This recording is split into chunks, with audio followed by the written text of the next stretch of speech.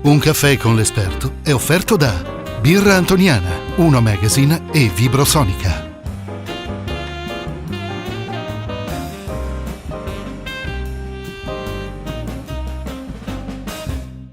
Ben ritrovati a Un caffè con l'esperto. Oggi abbiamo un ospite veramente eccezionale, nel senso che affronteremo un tema che appassiona tantissimo ed è quello della grafologia. Ma veramente riusciamo a percepire il carattere, la personalità di chi ci sta di fronte semplicemente dal modo in cui scrive, dal modo in cui verga su un pezzo di carta il proprio nome e cognome? Ebbene, di questo e di molto altro parleremo con il professor Carlo Barin, docente e consulente di grafologia. Benvenuto.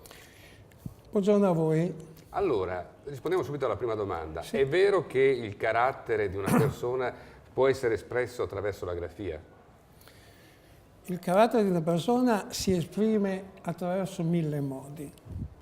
Un modo privilegiato è certamente la scrittura, la manoscrittura, in cui la persona si esprime, descrive se stessa, la sua personalità nei suoi aspetti intellettivi, nei suoi aspetti esecutivi, di movimento, addirittura anche a livello somatico. È una scienza sperimentale come lo è la psicologia, come lo è la medicina stessa, che è in continua evoluzione. Man mano che la neurofisiologia, da cui sostanzialmente dipendono i movimenti, va avanti. Insomma. Lei, mi ricordo, disse una volta che non scrive la nostra mano, ma il nostro sistema neurovegetativo. Il neurovegetativo, quindi l'inconscio. Infatti io per esempio, ma i grafologi in genere non guardano mai quello che è scritto, non interessa, ma come si scrive. Cioè per una volta la forma è più importante della sostanza. O la forma è sostanza? La forma è assolutamente sostanza in questo caso qua, perché diventa sostanza il modo di scrivere e non quello che si scrive.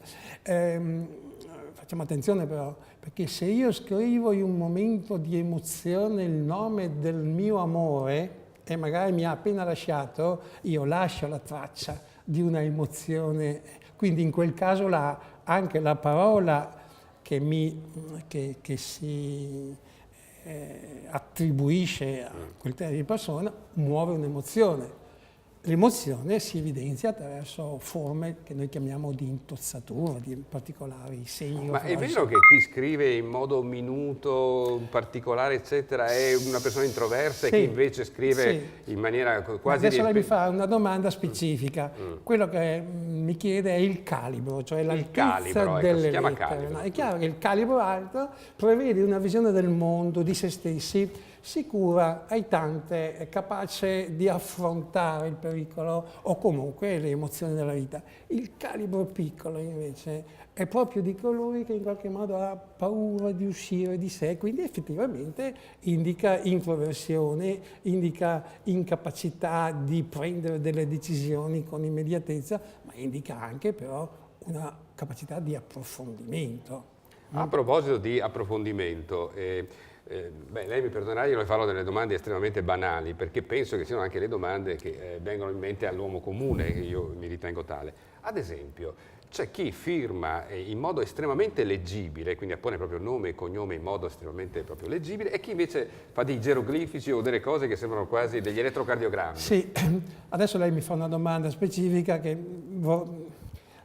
bisognerebbe di un lungo discorso. Dico solamente questo. La firma è molto importante perché infatti si osserva raramente la firma riproduce il testo.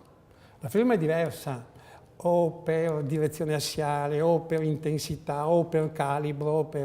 La firma è come vorrei che tu pensassi che io sono. Ah, quindi è un messaggio subliminale che viene è la mia lanciato carta all'altro. d'identità che io ti presento. Però non è detto che corrisponda a quello... Quasi mai.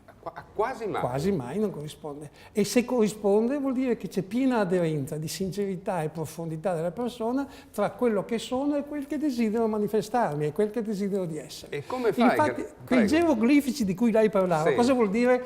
Io, tutto sommato, non ho nessun bisogno né voglia che tu mi conosca così come sono.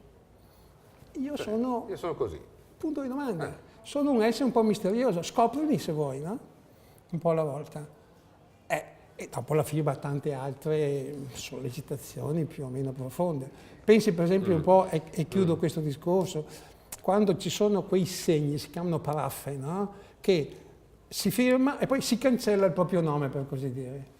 Interessantissimo. Mi presento nella mia gloria, per così, e poi mi cancello. Non sono convinto. Non sono quello. Sono io il primo a non essere convinto. Non sono quello. E quindi mi dice una spaccatura interiore.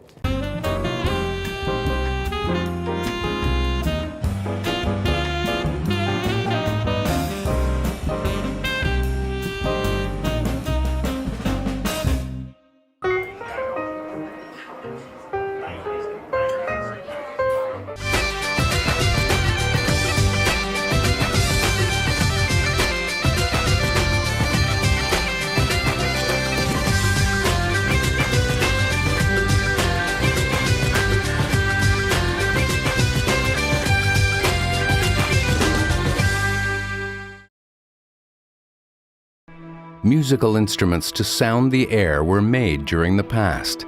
Now we have created a new instrument to sound the body with similar criterions. The Tibetan Bed by Vibrosonica. Vibrosonica, a polysensorial company.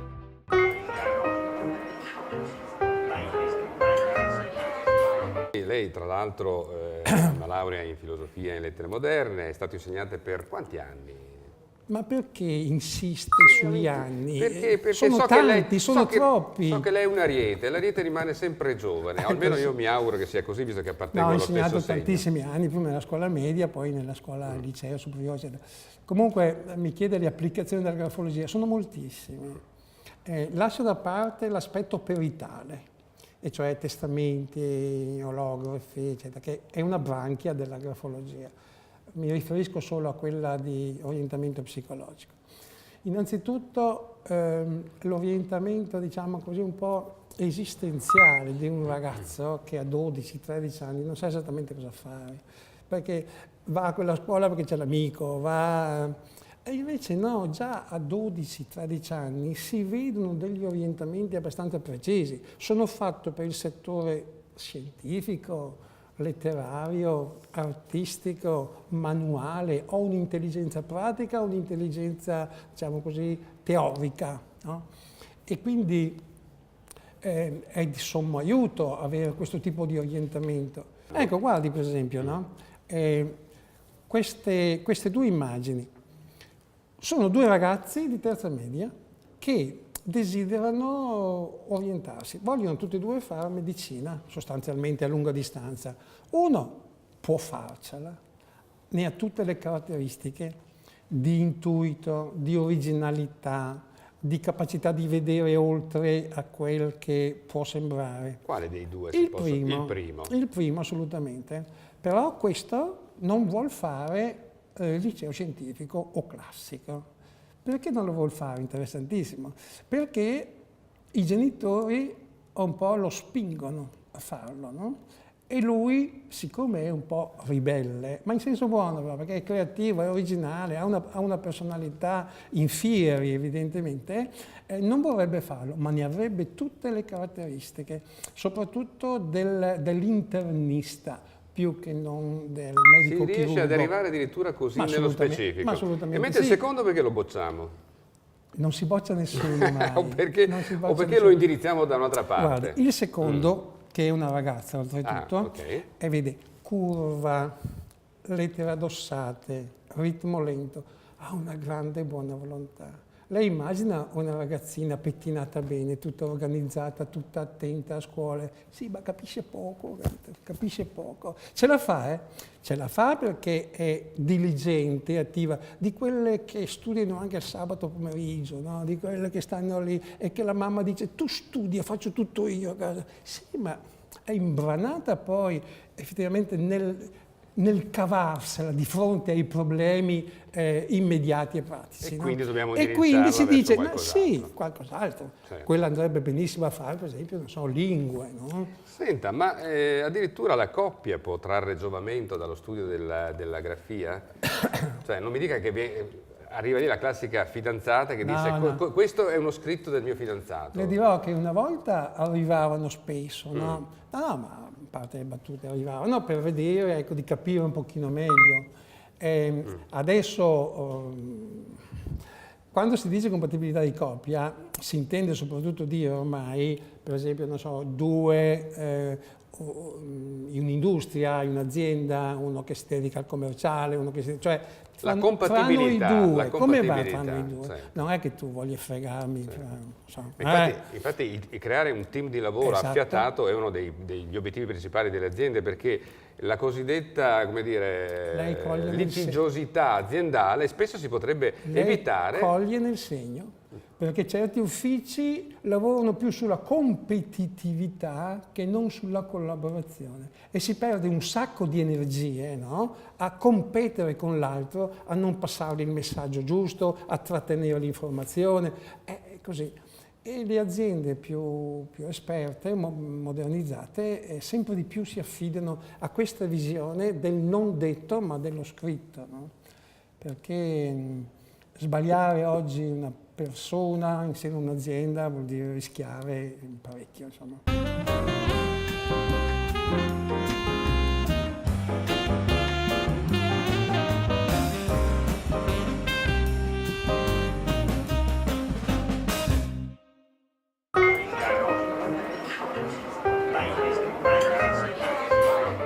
Musical instruments to sound the air were made during the past.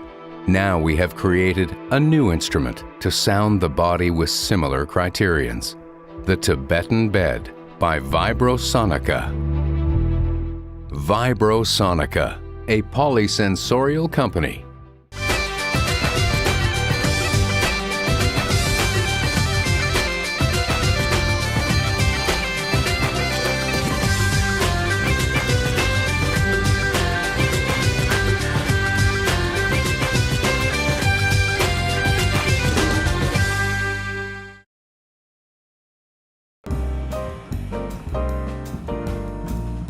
Salve, sono Claudio Campagnolo, vi aspetto tutti i giorni con il mio nuovo programma, Un caffè con l'esperto. Lo realizziamo qui, alle mie spalle, nello studio televisivo più bello di Padova, la Sala Bianca del Caffè Pedrocchi. Ogni giorno un esperto ci parlerà della sua professione, della sua vita, delle sue esperienze. Vi aspetto tutti i giorni sul canale 15 di Serenissima Televisione, grosso modo verso l'ora del TG.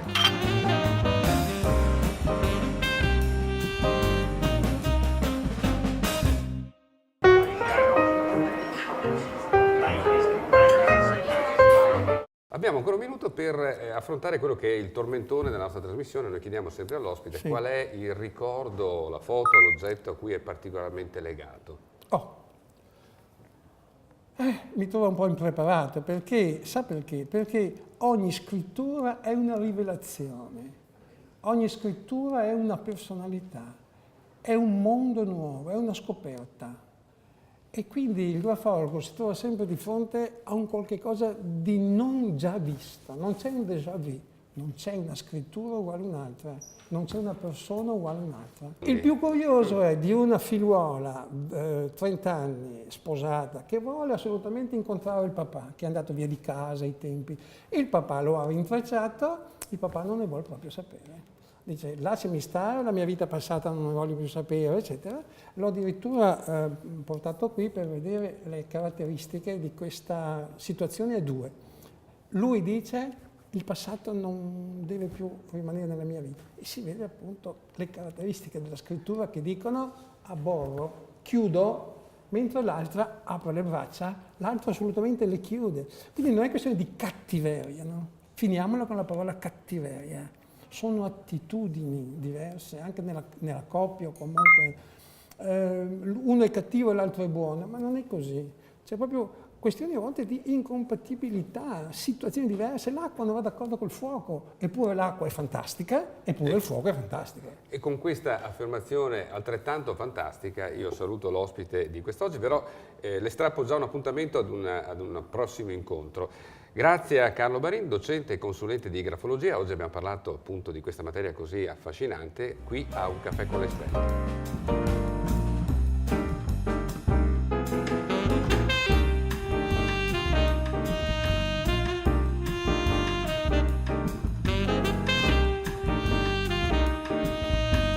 Un caffè con l'esperto è stato offerto da Birra Antoniana, Uno Magazine e Vibrosonica.